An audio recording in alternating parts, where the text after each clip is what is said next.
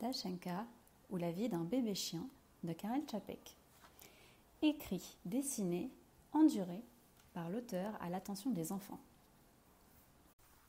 Chapitre 1. Quand cela naquit, ce n'était qu'un petit rien blanc.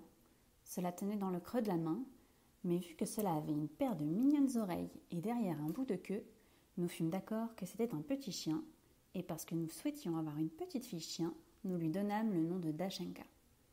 Tant que ce fut un petit rien blanc, c'était aveugle, sans yeux, et quant aux pattes, ma foi, cela avait deux paires de quelque chose que, avec un peu de bonne volonté, l'on pouvait appeler des pattes. Mais, cette bonne volonté y étant, ses pattes y étaient aussi.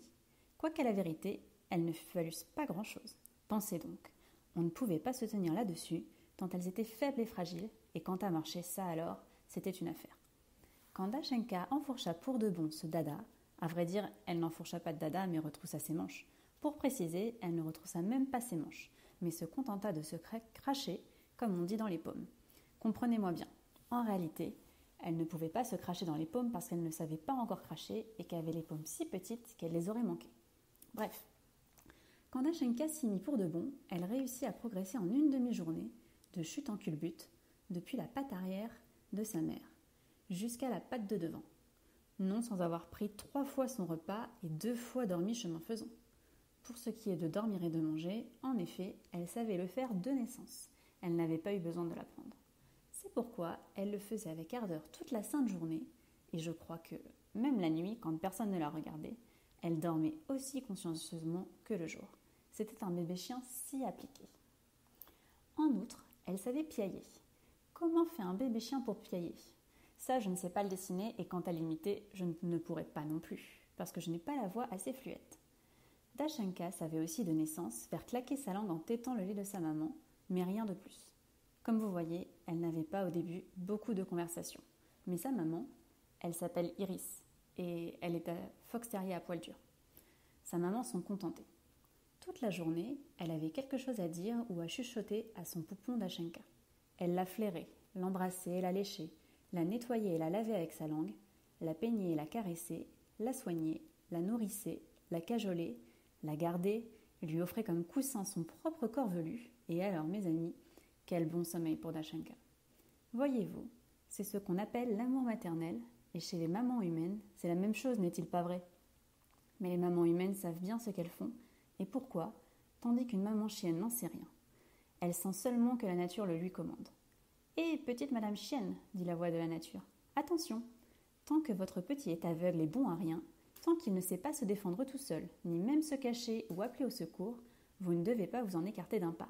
Je vous le dis, vous devez veiller sur lui, le couvrir de votre corps, et si vous voyez approcher quelqu'un de suspect, alors suce à l'ennemi et étranglez-le. »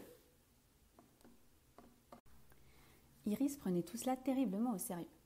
Une fois qu'elle vit arriver un avocat suspect, elle courut pour l'étrangler et lui déchira le pantalon. Et quand vint un écrivain, c'était Joseph Copta, elle voulut aussi l'étrangler et le mordit à la jambe. À une dame, elle déchira toute sa robe. Elle se lança même à l'assaut contre des fonctionnaires tels que le facteur, l'éboueur, le représentant de la compagnie électrique et le monsieur du gaz. En outre, elle menaça la sécurité d'un grand nombre de personnages officiels, s'attaqua à un député, eut même quelques malentendus avec un agent de police, et grâce à sa vigilance et sa combativité, elle réussit à protéger son enfant unique de toutes les embûches, de tous les ennemis et de toutes les méchancetés qui sont au monde. Une maman chienne comme ça, mes amis, n'a pas la vie facile. Il y a beaucoup de gens et elle ne peut pas les mordre tous. Le jour où Dachenka fêtait la 10e journée de sa vie, elle eut sa première grande aventure. En se réveillant le matin, elle s'aperçut, à son grand étonnement, qu'elle voyait. Pour le moment, d'un œil seulement, mais cet œil, même seul, était, si j'ose dire, un grand pas dans la vie. Elle en fut si surprise qu'un petit cri lui échappa, et ce cri mémorable fut le commencement de son langage de chien, qu'on l'en appelle aboiement. Aujourd'hui, Dachenka sait non seulement parler, mais aussi injurier et faire peur. Mais alors, ce ne fut qu'un simple grincement, comme quand le couteau dérape sur l'assiette. L'essentiel, c'était cet œil tout neuf.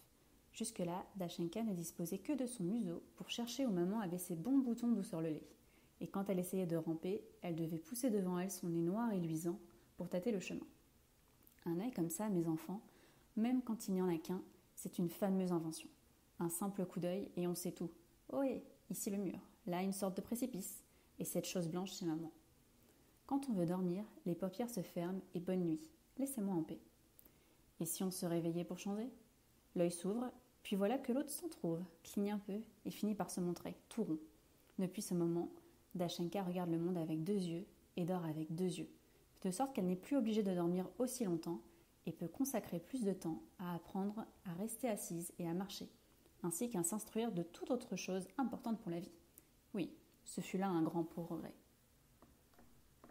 À ce moment-là, en effet, la voix de la nature s'éleva de nouveau et dit « Toi, Dashenka, puisque tu as des yeux, maintenant regarde devant toi et essaie de marcher. » Dashenka remua l'oreille comme pour dire « Entendu et compris » et essaya de marcher. La voilà qui commença par avancer sa patte droite de devant. Et maintenant, que faire? Maintenant, avance la gauche de derrière, lui souffle la voix de la nature. Bravo, c'est réussi. Et maintenant, l'autre de derrière, conseille la voix de la nature. De derrière, te dis-je, de derrière, pas de devant. Comme tu peux être bête, Dashenka, de laisser encore cette fois une patte en arrière. Attends un peu. Tu ne peux pas continuer si tu ne la ramènes pas à toi. Je te répète, fourre ta droite de derrière sous ton séant. Non, ça ce n'est pas ta patte, c'est ta queue. Et avec la queue, on ne peut pas marcher. Rappelle-toi bien, Dashenka, tu n'as pas besoin de t'occuper de ta queue, elle suit toujours les pattes. Eh bien, as-tu fini de ramasser toutes tes pattes? À la bonne heure. Recommençons. Avancez la droite de devant, la tête un peu plus haute pour laisser de la place aux pattes, comme cela, bien. Maintenant, la gauche de derrière, puis la droite de derrière, mais pas si loin du corps, Dashenka. C'est sous ton ventre que tu dois la mettre, sous ton ventre pour qu'il ne traîne pas par terre. Voilà. À présent, la gauche de devant, parfait. Tu vois comme ça va? Maintenant, repose-toi un instant et recommence. 1, 2, 3, 4. La tête haute. 1, 2, 3, 4.